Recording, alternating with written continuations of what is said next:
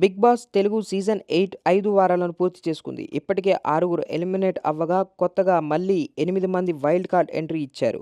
వచ్చిన 8 మంది కూడా గత బిగ్ బాస్ సీజన్‌లో పాల్గొన్న వాళ్ళే. ఆదివారం జరిగిన ఎపిసోడ్‌లో హౌస్‌లో కంటెస్టెంట్లకు టాస్క్‌లు పెట్టేందుకు, తమ సినిమాలను ప్రమోట్ చేసేందుకు కొంతమంది సెలబ్రిటీలు కూడా బిగ్ బాస్ హౌస్‌లోకి వెళ్లారు. ఈ క్రమంలోనే మా నాన్న సూపర్ హీరో సినిమా ప్రమోషన్స్ నిమిత్తం షాయిజా షిండే, హీరో సుధీర్, ఆర్నా కూడా వచ్చారు. ఈ సినిమాతో మరోసారి వీళ్ళంతా ప్రేక్షకుల ముందుకు రాబోతున్నారు. ఈ సినిమా దసరా కానుకగా అక్టోబర్ 11న రిలీజ్ కానుంది.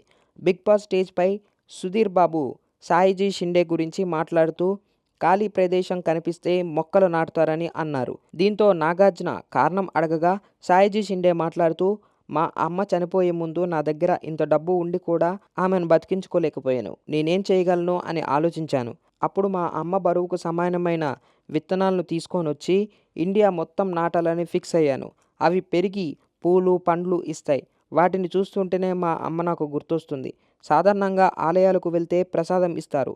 ప్రసాదంతో పాటు ఒక ముక్క కూడా ఇస్తే బాగుంటుంది.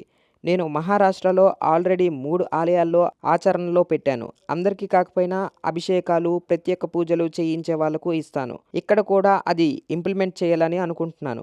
AP deputy CM Pawan Kalyan గారి అపాయింట్మెంట్ దొరికితే ఆయనను కలిసి వివరాలు చెప్తాను. దేవుడు ప్రసాదంతో పాటు మొక్కలు కూడా పంచాలి.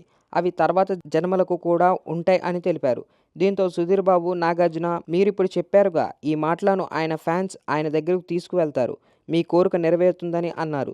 దీంతో ప్రస్తుతం సాయిజీ షిండే వ్యాఖ్యలు వైరల్ అవ్వగా పవన్ కళ్యాణ్ ఫ్యాన్స్ ఈ వీడియోని షేర్ చేస్తున్నారు. మంచి ఆలోచన అని అంతా సాయిజీ షిండేని అందరూ తెగ మెచ్చుకుంటున్నారు.